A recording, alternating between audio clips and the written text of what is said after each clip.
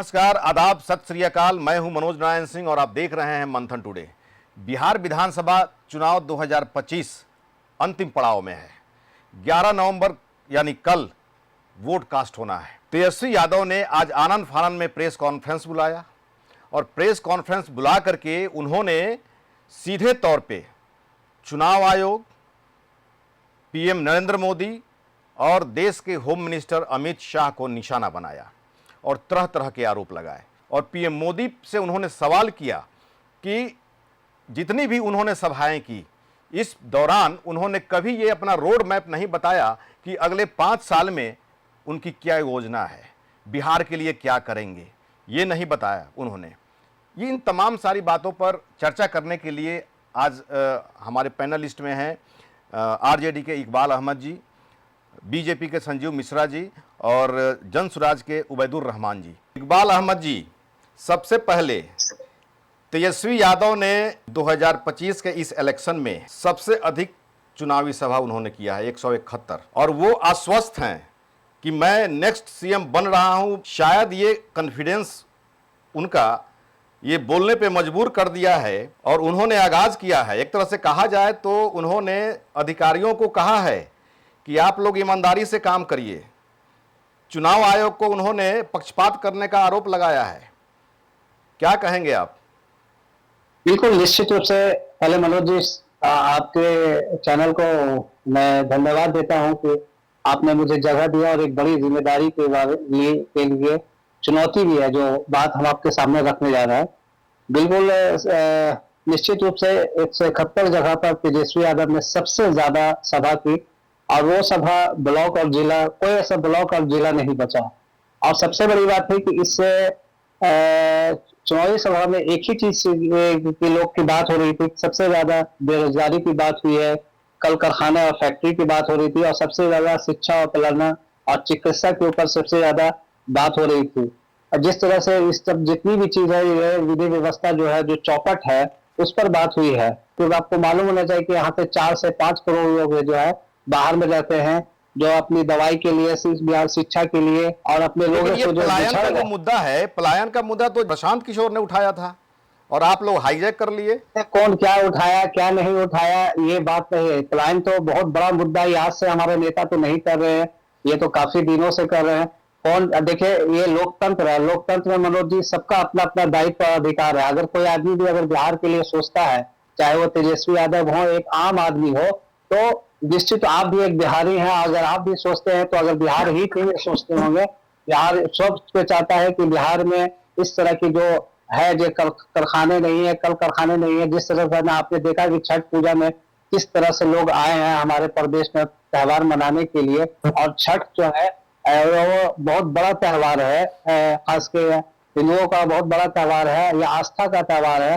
और लोग की यही उम्मीद रहती है कि हम होली में नहीं जा सके, दिवाली में नहीं जा सके, तो कम से कम हम छठ में अपने घर जरूर जाएं। और आपने देखा कि किस तरह का विधि व्यवस्था था, कैसे लोग आए हैं। तो तेजस्वी यादव जी लगातार इस चीज को लेकर के अपनी बात को रख रहे हैं और जनता के बीच में यही एक मुद्दा बना रहा। पलायन का मुद्दा था, पढ़ाई का मुद्दा था, लिखाई का मुद्दा था। इकबाल जी, आज प्रेस कॉन्फ्रेंस जिस तरह से तेजस्वी जी ने किया और उसके बाद चुनाव आयोग को आड़े हाथ लेते हुए कहा कि चुनाव आयोग पक्षपात कर रही है। मिश्रा जी, बीजेपी अपने पावर का गलत इस्तेमाल कर रही है। चुनाव आयोग ने अगर फोर्स का डिमांड किया तो वैसी स्थिति में जहां जहां पर भाजपा बीजेपी शासित आपका प्रदेश है, वहीं से 208 कंपनियां फोर्स को यहां पर मंगाया गया था बिहार में। तेजस्वी यादव ने आरोप लगाया कि देश का होम मिनिस्ट्री बिहार से चल रहा है, बिहार में बैठे हुए हैं, और जो चुनाव कराने के लिए जो फोर्स की जरूरत पड़ती है तो बीजेपी शासित प्रदेशों से 208 कंपनियों को बुलाया गया बिहार में। बगल में झारखंड से क्यों नहीं बुलाया गया, बंगाल से क्यों नहीं बुलाया गया, तेलंगाना से क्यों नहीं बुलाया गया? क्या कहिएगा? देखिए, माननीय तेजस्वी यादव जी अभी तो फोर्स की बात कर रहे हैं और फोर्स किसी प्रदेश का नहीं होता है। उस 7वां पास है तो उनको कुछ ज्ञान तो है नहीं। 7वां पास आदमी इसी टाइप का भाषा बोलता है। लेकिन उनका आरोप है कि पहले बगल में सुन- झारखंड से, नहीं- बंगाल से क्यों नहीं। आप सुनिए तो पहले हमको मौका दीजिएगा ना बोलने का। बोलिए। बोलने का बुलाए हैं तो बोलने का मौका दीजिएगा। हाँ बोलिए। हम पार्टी का पक्ष रख रहे हैं प्रवक्ता के रूप में भाजपा का, तो आप सुनिए तो। हाँ बोलिए। हमारा का नाम है कि फोर्स किसी का होता नहीं, फोर्स केंद्रीय फोर्स होता है, सेंट्रल फोर्स होता है, किसी प्रदेश का फोर्स नहीं होता है। फोर्स भारत लेवल का होता है, भारत सरकार का होता है। और चुनाव आयोग ने जो फोर्स मांगा, तो फोर्स कहां से दिया गया, कहां से नहीं देगा, ये कोई प्रश्न का विषय नहीं है। विषय है कि शांतिपूर्ण, स्वच्छ और पारदर्शी चुनाव होना चाहिए, जिसमें चुनाव आयोग फर्स्ट फेज में सफल रहा है और दूसरा फेज में भी चुनाव आयोग सफल होने वाला है। अब तेजस्वी यादव जी को आदरणीय देश के गृह मंत्री श्रद्धेय अपने अमित शाह जी पर आरोप लगाना इनकी बचकाना हरकत का नमूना है। ये फालतू बकवास करते हैं। ये तेजस्वी यादव और महागठबंधन उनकी फर्स्ट पेज में ये लोग भारी पराजय झेल चुके हैं। अब सेकेंड फेज में 20 जिला में चुनाव है और 122 सीट पर चुनाव है। इसको ऑल बॉल टॉल अनाप शनाप बोल के ये मतदाता को प्रभावित करना चाहते हैं, बाकी इनका काम नहीं है। और बात करते हैं सिंचाई का, बात करते हैं कार्रवाई का, बात करते हैं सुनवाई का, तो ये बात करते हैं। और जो एनडीए गठबंधन का जो सरकार केंद्र में भारत सरकार है या बिहार में आदरणीय नीतीश कुमार जी के नेतृत्व में बिहार की सरकार है, तो हम लोग तो हर क्षेत्र में काम कर रहे हैं। राजनीति, विकास की राजनीति एनडीए करना चाहती है। विकास की राजनीति मेरे मिश्रा जी, तेजस्वी यादव घर घर में नौकरी दे रहे हैं। कहने से होता है, कहने से कुछ नहीं होता, करने से होता है, करना पड़ता है। जो एनडीए की सरकार कर रही है और उसका लाभ प्रथम फेज के इलेक्शन में एनडीए को मिला है। जो 48 सीट पर भारतीय जनता पार्टी और टोटल हम लोग लड़ रहे थे एनडीए के लोग आए, तो हम लोग 121 जगह लड़े और 100 प्लस हम आने जा रहे हैं फर्स्ट पेज में। आप ये मान के चलिए। अच्छा, उबैदुर जी हैं हमारे साथ में। मिश्रा जी 1 मिनट आते हैं आपके पास। उबैदुर जी, जिस तरह से तेजस्वी यादव लगातार कह रहे हैं कि घर घर में, प्रत्येक घर में एक नौकरी देंगे, आपके प्रशांत किशोर जी जो है जिस तरह से बता रहे हैं कि किस तरह हम लोगों को रोजगार देंगे, क्या हम लोगों का प्रोजेक्ट है, मनरेगा को कन्वर्ट करेंगे, तो ये तेजस्वी यादव अभी तक कोई आंकड़ा नहीं दे रहे हैं कि पैसा आखिर कहाँ से आएगा। इतने लोगों को रोजगार देंगे, नौकरी देंगे, तो उन लोगों को कहाँ पर बैठाएंगे, बैठने का जगह भी चाहिए। तो इस पर क्या आपका कहना है? देखिए, मैं आपने जो दोनों बातें रखी हैं दोनों पार्टियों की, तो मैं सिलसिलेवार से आपके सवालों का जवाब दे देता हूं। लेकिन उससे पहले अभी जो बीजेपी के प्रवक्ता बोल रहे थे, तो उन्होंने कहा कि इलेक्शन कमीशन कामयाब हुआ है। बिल्कुल इनके कहने पर जैसा इन्होंने चाहा है उस हिसाब से इनको कामयाबी लगेगा, इसलिए कि इनके हिसाब से वो कामयाब हुआ है। इन्होंने कहा कि वो पहले फेज में भी कामयाब हुआ है, दूसरे फेज में भी कामयाब होगा। इन्होंने इलेक्शन कमीशन को इसलिए कहा कि इनकी साठगांठ है। दूसरी चीज ये कि जो आपने बात इससे पहले पूर्व में जो इकबाल साहब बोल रहे थे, जितनी सारी बातें जनता दल के जेडीयू आरजेडी के प्रवक्ता, तो आरजेडी के प्रवक्ता को पहले याद होना चाहिए कि प्लान, फैक्ट्री, शिक्षा, रोजगार, इसकी बात तो जन स्वराज कर रही है। जन स्वराज ने तो पूरे बिहार में हर जगह बोर्ड पे लिख दिया, जमीन पे लिख दिया, दीवार पे लिख दिया कि जन स्वराज आएगा तो 5 चीजें हो जाएंगी। उस 5 चीजों में सबसे मुखर तरीके से जो बताया वो बताया हमने प्लान के बारे में, रोजगार के बारे में, सीडी रेशियो के जरिए बताया कि कैसे हम यहाँ पर व्यवस्था लाएंगे और कैसे यहाँ पे इंडस्ट्रियलाइजेशन हो सकता है, हम पैसा कैसे लाएंगे। हमने जो चीज भी कही है उस चीज के पीछे एक तर्क दिया है और बिना तर्क के कोई बात कही नहीं, क्योंकि हमारे पास पढ़े लिखे लोग हैं। अभी आप रोज बात कर रहे हैं तेजस्वी यादव की, कि उन्होंने कह दिया कि हम जो है वो हर घर से एक लोगों को सरकारी नौकरी दे देंगे। अरे भैया, सरकारी नौकरी कैसे दे देंगे? सरकारी विभाग तो कोई 24x7 चलता नहीं है, 3 शिफ्ट में आप चला नहीं सकते। एक ही विभाग में 2 एसडीओ रख देंगे, 2 हेडमास्टर डाल देंगे, 4 जो है वो टीचर की जगह पर, जहां पर 10 जगह है वहां पर 50 डाल देंगे। आप करेंगे क्या? कोई प्लानिंग तो की नहीं है। हमारे सूत्रधार प्रशांत किशोर जी गांव गांव गए, क्षेत्र क्षेत्र गए, उन्होंने सबसे पहले पूरे बिहार में सभाएं की, हर जगह पदयात्रा किया, हर जगह लोगों को बताया कि पलायन, और सबसे पहले जनसुराज ने ये आवाज उठाया कि जो प्रवासी लोग हैं, ये प्रवासी मजदूर बोलते हैं, मैं प्रवासी बोल रहा हूं, उसमें शिक्षक भी है, उसमें स्टूडेंट भी है, वो सारे लोग जो छठ के मौके पे आए, उनसे हम लोगों ने अनुरोध किया कि आप यहां रहिए और अपना वोट दे के जाइए। तो शिक्षा के तो जो अशिक्षित लोग हैं वो सबसे ज्यादा शिक्षा से चिढ़ते हैं, इसलिए वो शिक्षा की बात ही नहीं करेंगे। इसलिए इन्होंने यहीं पे शिक्षा की सारी बात जो हमारी है उसको इन्होंने गिना दिया। ये जब सरकार में थे तो शिक्षा व्यवस्था क्यों नहीं सुधारे थे? ये पलायन पे इन्होंने कौन सा काम किया था? कोई आज से पलायन हो रहा है? पलायन तो बहुत पहले से हो रहा है। अच्छा, एक मिनट मिश्रा जी, जनसुराज ने उठाया था पलायन का जो मुद्दा है, बाद में चुनाव के समय में आप देखें कि सम्राट चौधरी भी जो है पलायन पर जो है बोलना शुरू कर दिए कि पलायन रोका जाएगा। और दूसरी बात ये कि तेजस्वी यादव ने अभी आरोप लगाया है कि चुनाव आयोग इतना पक्षपात कर रही है, चुनाव आयोग का डाटा इतना सही नहीं है कि अभी तक फर्स्ट फेज का जो चुनाव हुआ है उस चुनाव के बाद अभी तक कितना महिलाओं ने वोट कास्ट किया, कितना परसेंटेज उसका हुआ, पुरुषों ने कितना वोट कास्ट किया, उसका कितना परसेंटेज हुआ। मतलब कि महिला पुरुष का जो है वोट और वोट परसेंटेज अभी तक चुनाव आयोग ने जारी नहीं किया है। वेबसाइट पर जारी है, दिखा दी उसको। माननीय तेजस्वी जी को कहिए। अरे मेरे भाई साहब, डाटा दे दीजिए, कितनी महिलाएं, कितने लोगों ने वोट किया, इसका डाटा दे दीजिए, अभी शेयर कीजिए। अरे भाई, डाटा जितना सीट ना वेबसाइट पे ये अवेलेबल है, वो अवेलेबल है। जैसे अमित शाह आते हैं, बोलते हैं कि फला हो जाएगा, जमीन पर बात कीजिए, बात करते हैं 35 में ये हो जाएगा, 45 में ये हो जाएगा, 270 में हम ये कर देंगे। आज क्या करेंगे उसका जवाब दीजिए, अभी लाके दीजिए डेटा। डाटा घर घर पहुंचाने का काम नहीं है। अरे तो डाटा वेबसाइट पर लगा हुआ है, तो पूरे लोगों को वेबसाइट खोली है, स्टूडियो से पूरी जगह मिल जाएगा। तेजस्वी यादव तो बोले हैं कि इसकी कोई आधिकारिक पुष्टि नहीं हुई है, नहीं हम लोग आधिकारिक पुष्टि ने वेबसाइट खोलिए ना। अरे फिर वेबसाइट खोलिए। आपको चाय वाले से ये जो रोड पे रेडी पटरी लगा रहा है वो वेबसाइट खोलेगा, उसको भी नहीं है खाली।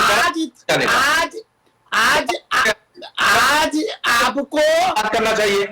आइसक्रीम बेचने वाले से लेके वेबसाइट पर देख लीजिए। अरे भाई सुनिए तो,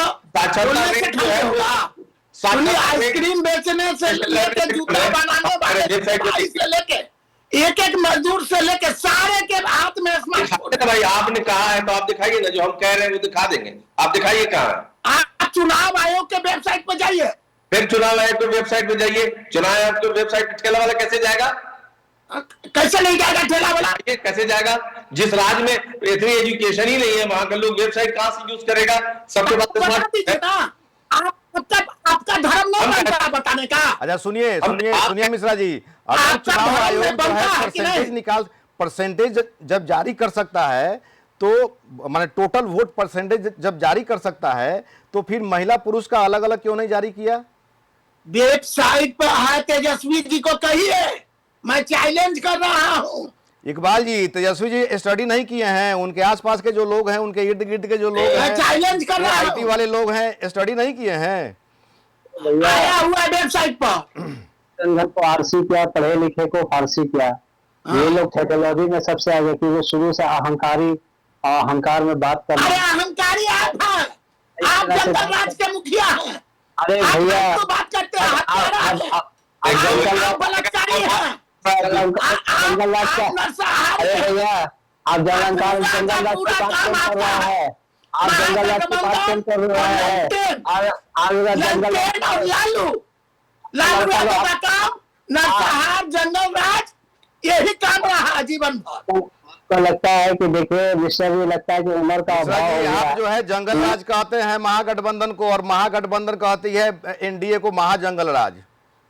यही है उनके कहने से नहीं ना होगा, जनता तय करेगी ना। नहीं, आप देखा नहीं कि मोकामा की घटना में देखा नहीं किस तरह से हुई है, किसी को छुपा हुआ है क्या? आपने देखा नहीं लैंड ऑर्डर का क्या स्थिति है? बिहार को बर्बाद करने का श्रेय लालू राबड़ी जी को। हाँ, बस आपको पुरनके याद आता है, और अभी जो है 21 साल के अंदर चल रहा है सरकार, ये सब चीज आपको कुछ नजर नहीं आता है। 20 साल में जो डेवलपमेंट है, 20 साल में जो नेशनल हाईवे से लेके स्टेट हाईवे तक जो काम हुआ, वो आपको काम दिखना चाहिए, देखना चाहिए। उसका रोड मिश्रा जी, तेजस्वी यादव ने यह भी आरोप लगाया है कि अधिकारी लोग जो है ईमानदारी से काम करिए। कहीं ना कहीं ये माना जाए कि वो अधिकारियों को चेतावनी भी दे रहे हैं कि मैं अगली बार आ रहा हूं, अगर घपला घोटाला होगा तो मैं उसका बदला जरूर लूंगा। बदला लेंगे क्या?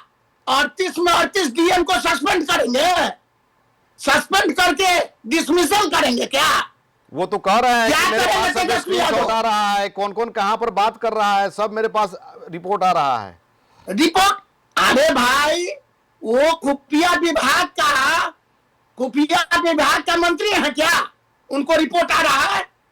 फालतू बकवास करते हैं तेजस्वी यादव, हार के बैठे हुए हैं और इस टाइप का तमाशा कर रहे हैं, अधिकारी पर आरोप लगा रहे हैं। चुनाव कौन कराएगा? निष्पक्ष चुनाव कराने के लिए तेजस्वी यादव का आरोप कितना सही है? प्रथम पेज में 121 सीट पर चुनाव कराने के लिए हम एनडीए और भारतीय जनता पार्टी की ओर से हम चुनाव आयोग का आभार व्यक्त करते हैं, बधाई देना चाहते हैं। मिश्रा जी एक मिनट ज्यादा बोल रहे हैं, पानी पिलाइए मिश्रा जी को पानी। इनको कोई चीज का मालूमात है, ये खामोखा जंगल राज की बात कर रहे हैं। इनके जमाने में जंगल राज क्यों हो गया इनको पता ही नहीं है। बोल रहे हैं कि कार्रवाई हो, तो इनको ये नहीं पता है कि अभी कार्रवाई तो सारा प्रशासन इलेक्शन कमीशन के पास है। ये क्या बात करते हैं, इनको कुछ पढ़ लिख के आते नहीं है। पढ़ लिख के काफी फेल आप ज्यादा पढ़े हुए हैं क्या? बताइए, आप ज्यादा पढ़े हुए हैं? बारे में बताइए। आप क्या है? 1.5 साल से पढ़ रहे हैं बिहार को ना, 1.5 साल से बिहार को पढ़ रहे हैं ना। हम स्वराज पार्टी का नाम रखते हैं और दारू खोलवाने का बात करते हैं, तो दारू बंद है, तमाशा बना के रखे हुए बिहार को। बंद है तो बताइए। दारू खोलने का बंद है तो आप गांधी जी के सपना, गांधी जी के संकल्प, गांधी जी के विचार को अपनाने की बात तो हम लोग लेके चल रहे हैं। हम लोग आज दूसरी तरफ गांधी जी का इसी बिहार की धरती पर, चंपारण की धरती पर कत्ल करना चाहते हैं। यहाँ तक के हमारा कैंडिडेट निकलता है नॉमिनेशन करने के लिए, पाया जाता है यहाँ के गृह मंत्री के पास। डरे हुए आप हैं कि हम हैं? हम कल डरे रहेंगे कि हमारे कैंडिडेट को धमका रहे हैं, बैठा रहे हैं। अरे हम क्यों हमारा काम डराना धमकाना नहीं है। एजुकेशन मिनिस्टर और गृह मंत्री दोनों के पास वो पाए गए। डरे हुए हैं कि आप हैं? आप ही अभी मेरे घर पर आ जाइए तो आपको हम आमंत्रण देते हैं, आप आइए। घर पे आना चाहते हैं तो स्वागत करेंगे ना। थे घर से उबैदुर जी, हम आपका अपमान नहीं करेंगे। तेजस्वी यादव का यह भी आरोप है कि जो गृह मंत्रालय है पटना में बैठा हुआ है, इतना दिन बैठने का क्या तुक है? वो जो है गुणा गणित कर रहे हैं चाणक्य जी। नहीं, वो चाणक्य जी यहाँ आए हैं, उनको ये बात बिल्कुल पता है। ये बात सही है कि वो यहाँ इलेक्शन हार रहे हैं, बुरी तरीके से हार रहे हैं। सरकार उनकी आने वाली नहीं है। भाजपा इस बार अपोजिशन में बैठेगी, आरजेडी भी अपोजिशन में बैठेगी, क्योंकि सरकार तो जनस्वराज की आएगी। इसलिए वो हमारे प्रत्याशियों से बहुत जगह डरे हुए हैं। और आपने देखा भी होगा कि सबसे ज्यादा अगर भाजपा को डर है दोनों पार्टियों को, उसमें भाजपा को ज्यादा तो वो हमारे लोगों से ही डर है। इसलिए कि हमारे कई कैंडिडेट को उन्होंने प्रेशर दे करके उसको बैठाया है या उनको मैनेज कराया है। उबैर जी, हम लोग का समय अब ऑफ हो गया है, फिर हम लोग अगली बार मिलते हैं। आप सभी अतिथियों का धन्यवाद।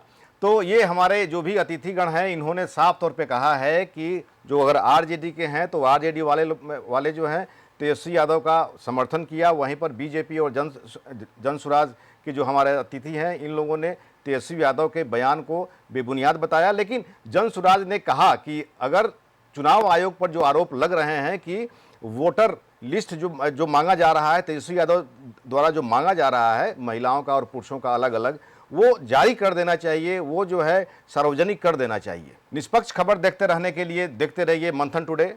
बहुत बहुत शुक्रिया।